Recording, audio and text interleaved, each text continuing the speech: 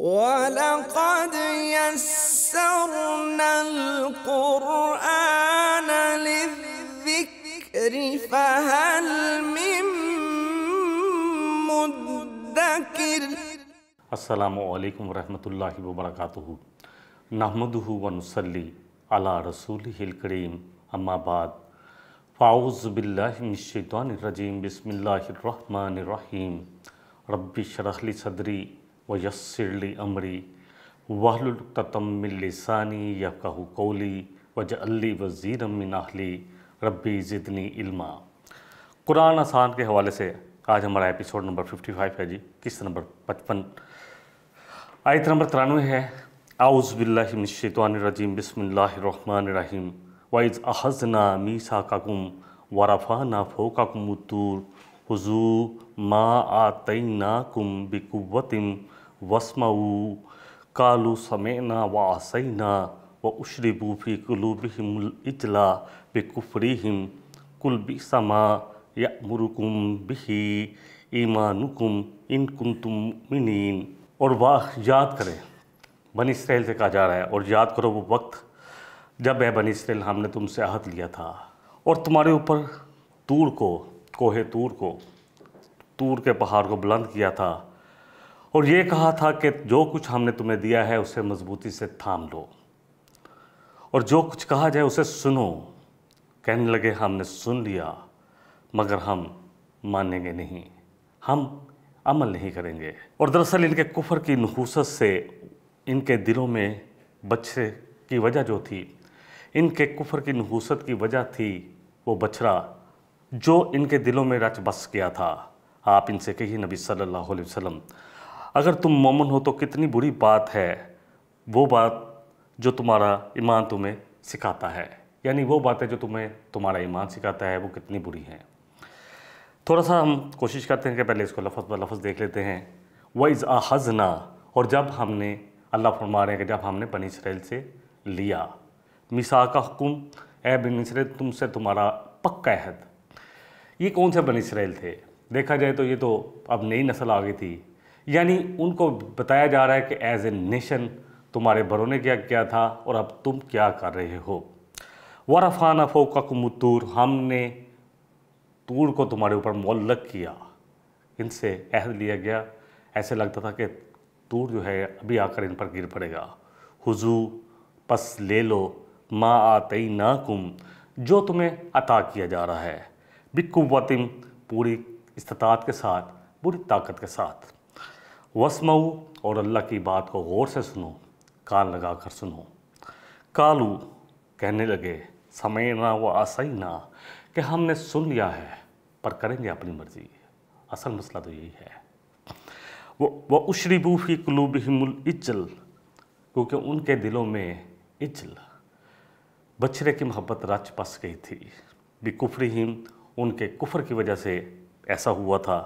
کل، آپ کہیے اے نبی رحمت صلی اللہ علیہ وسلم، بِئْسَ مَا، کہ کتنا برا ہے، یَأْمُرُكُمْ بِهِ ایمانکم، کہ تمہارے ایمان کے دعوے تمہیں کیا ہے یہ حکم دیتے ہیں یا یہ بات سکھلاتے ہیں، ان کنتم مؤمنین، ہاں اگر واقعی تم ایمان والے ہو تو پھر ٹٹولو اپنے آپ کو۔ تھوڑا سا لفظوں کو انالیسس اسی طرح کر لیتے ہیں۔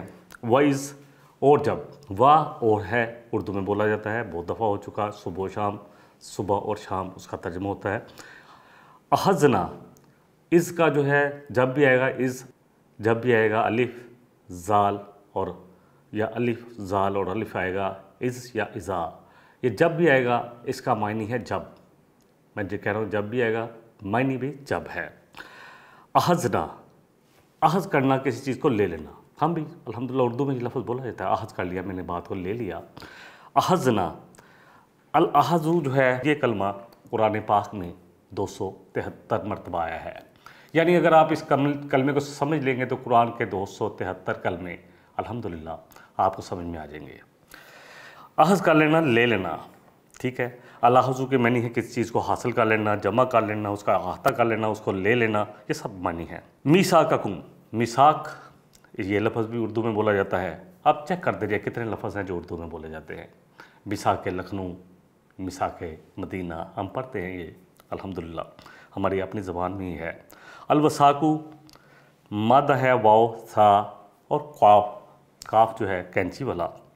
قرآن میں یہ کلمہ 34 مرتبہ آیا ہے۔ الوساکو ایسے ہی ہے جیسے زنجیر میں جکڑنا، رسی سے کسی کو باندھ دینا۔ الوساکو والوساکو اس زنجیر یا رسی کو کہتے ہیں جس سے اس کو جکڑ دیا جائے، یعنی ایسا بات، ایسا کانٹریکٹ جس میں انسان کو جکڑ دیا جائے۔ میثاق پکے وعدے کے لیے آتا ہے اور اردو میں بولا جاتا ہے۔ ورفعنا، رفع کرنا، بلند کرنا، یہ بھی ہمیں پتہ ہے کہ رفع کا مطلب بلند ہے، اردو میں یہ بھی بولا جاتا ہے۔ الرفع ریف عین کا یہ کلمہ قرآن کریم میں 29 مرتبہ آیا ہے۔ الرفع کے معنی ہے اٹھانا، بلند کرنا، کسی کو رفع کرنا، اور یہ کبھی مادی چیز جو اپنی جگہ پڑی ہو اس کے لیے بھی ہوتا ہے، اسے اس سے اٹھا کر بلند کرنا اس کے لیے آتا ہے، اور کبھی یہ درجات کے لیے بھی آتا ہے۔ وَرَفَعْنَا لَكَ ذِكْرَكَ، اے نبی رحمت صلی اللہ علیہ وسلم، ہم نے آپ کا ذکر پوری دنیا میں بلند کر دیا، آپ کے لیے آپ کا ذکر کو بلند کر دیا۔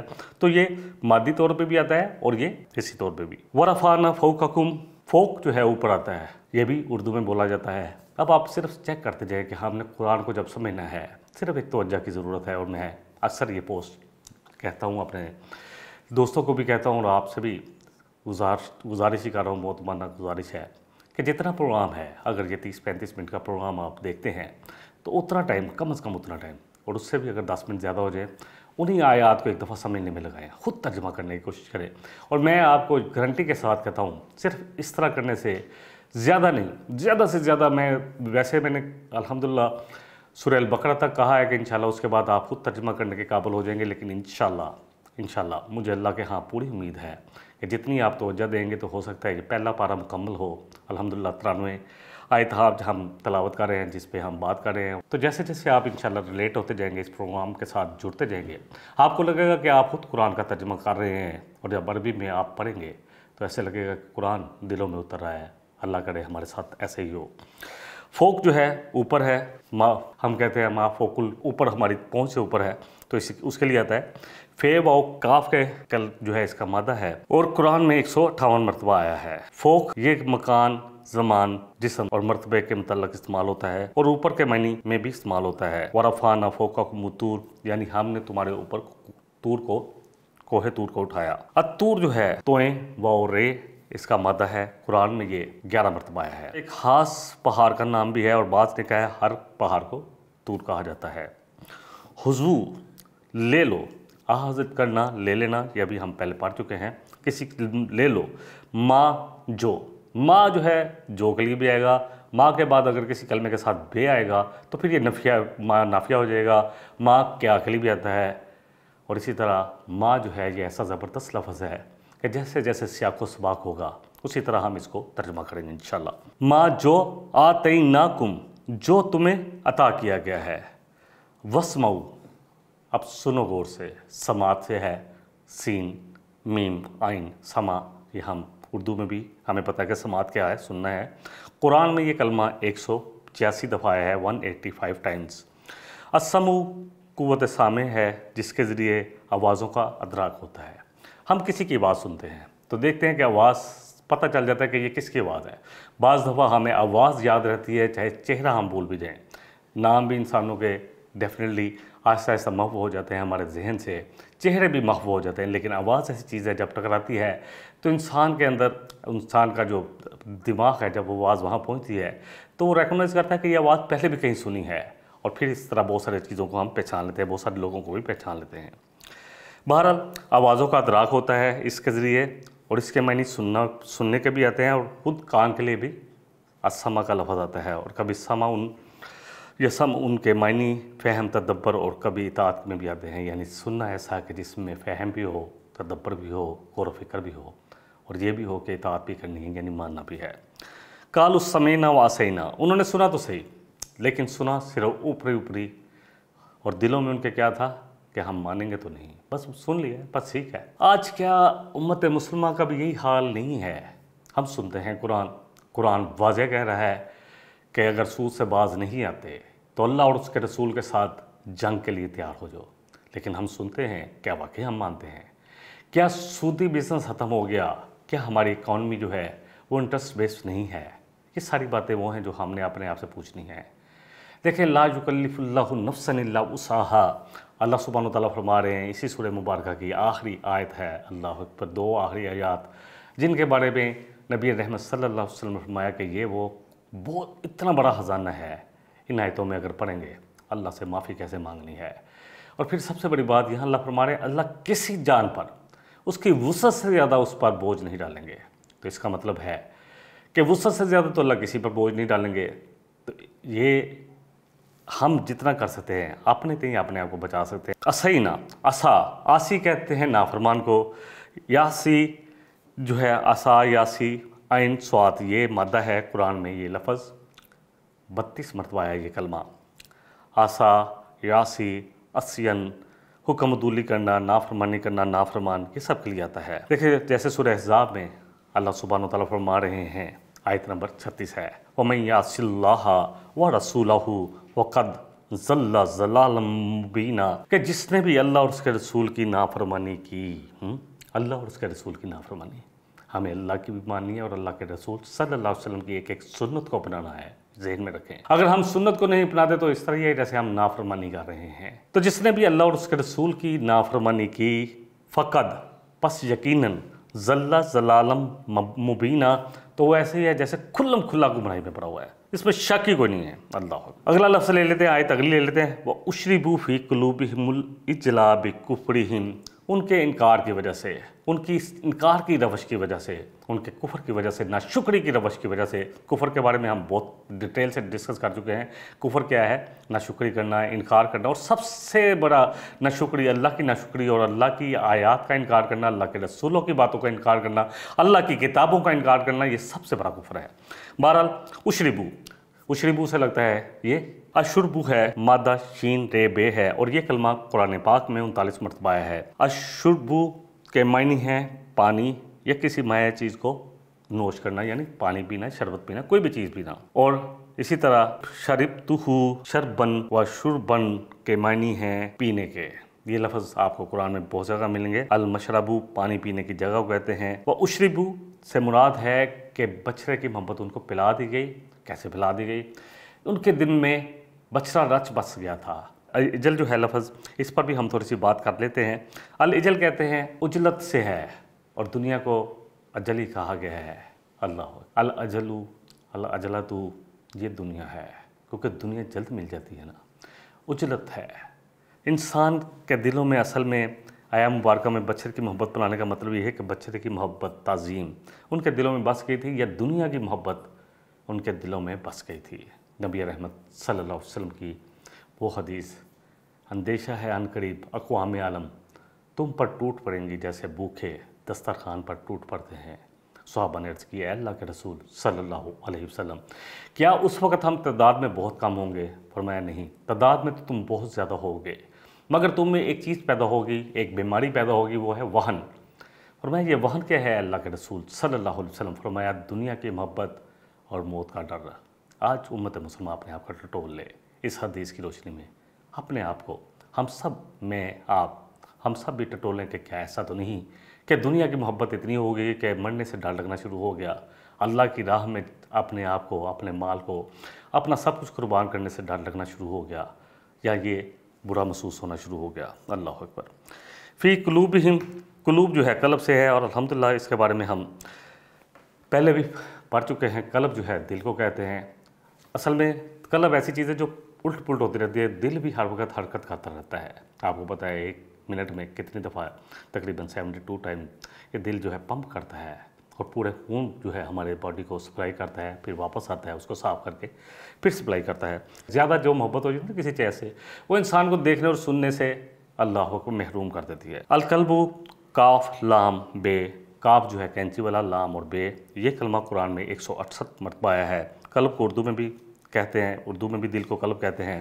قلب الشیء کے معنی ہے کس چیز کو پھیرنے کے، یعنی دل ایک حالت میں نہیں رہتا، ہر وقت اپنے آپ کو پھیرتا رہتا ہے، اور دل ویسے بھی انسان کا دل بھی اکتا بھی جاتا ہے ایک جیسی چیزیں دیکھ کر بھی۔ سورہ عنکبوت آیت نمبر 21 میں آتا ہے کہ وَإِلَيْهِ تُقْلَبُونَ، اور تم اسی طرف پھیر دیے جاؤ گے، یعنی جس طرف تمہارا رجحان ہے اسی طرف تمہیں اللہ پھیر دیتا ہے۔ پھر کل بیسا ما، کہیے کہ بہت ہی برا ہے۔ بیسا الباسو، مادہ بے الف سین، یہ کلمہ قرآن پاک میں 73 مرتبہ آیا ہے۔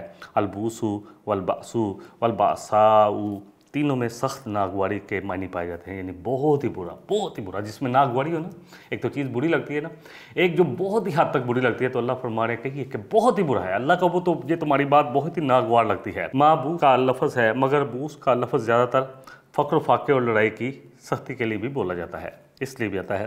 سورہ انعام سورہ نمبر جو ہے وہ 6 ہے، آیت 42 میں اللہ فرما رہے ہیں وَأَخَذْنَاهُمْ فِي الْبَأْسَاءِ وَالضَّرَّاءِ، کہ ہم نے ان کو ان کی نافرمانی کی وجہ سے پکڑ لیا، سخت تکلیفوں اور سخت مشکلوں میں ان کو گرفتار کر دیا۔ جو قوم میں نافرمان ہوتی ہے نا، آج امت مسلمہ میں بار بار کہہ رہا ہوں کہ میں بھی اسی کا حصہ ہوں، ہم سب اپنے آپ کو دیکھیں، آج ہم کیوں اتنی سختیوں میں پڑے ہوئے ہیں؟ اکانومیکلی، معاشی طور پر ہمارا حال کیا ہے؟ کیا وجہ ہے؟ کیوں ہے یہ حال؟ اللہ اکبر، اس وجہ سے کہ ہم اللہ کی بات کو نہیں مان رہے۔ آج اگر ہم آ جائیں اللہ کی بات پر، یقین جانے ہمیں لگ رہا ہے کہ شاید ہم اگر پورے آج 57 ملک ہیں اور جو بھی فلسطین کے حالات چل رہے ہیں، اور ایسی خاموشی ہے کہ ہر ملک یہ کہہ رہا ہے کہ مجھے اپنی پالیسی کے مطابق یہ دیکھنا ہے کہ مجھے کیا کرنا ہے، حالانکہ امت مسلمہ کو اکٹھا ہونا چاہیے۔ نبی رحمت صلی اللہ علیہ وسلم فرمایا کہ مسلمان تو ایک دیوار کی طرح ہیں، ایک اینٹ جڑی ہوتی ہے نا تو دیوار میں، تو پھر دیوار بنتی ہے، ایک عمارت کی طرح ہے، جس کی ایک اینٹ دوسرے کو مضبوط کرتی ہے، یعنی دیوار کو مضبوط کرتی ہے۔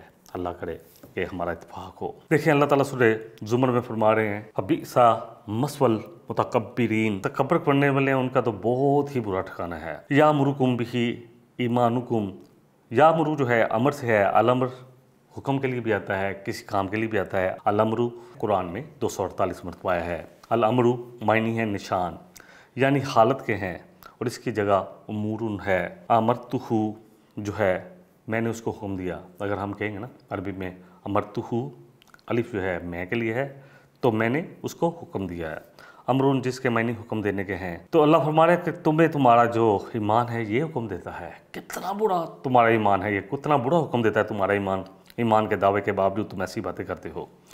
بہرحال اب اس آیت کو ایک دفعہ پھر لفظی ترجمہ کر لیتے ہیں، پھر اگلی آیت پر آ جاتے ہیں۔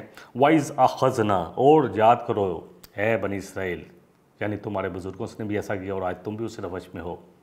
تم سے یہ میثاق لیا گیا تھا کہ میرے رسول آخری نبی آئیں گے، المی نبی جو امی ہوں گے، اور تم ان کے لازمی تائید کرو گے، اور آج تم انکار کر رہے ہو۔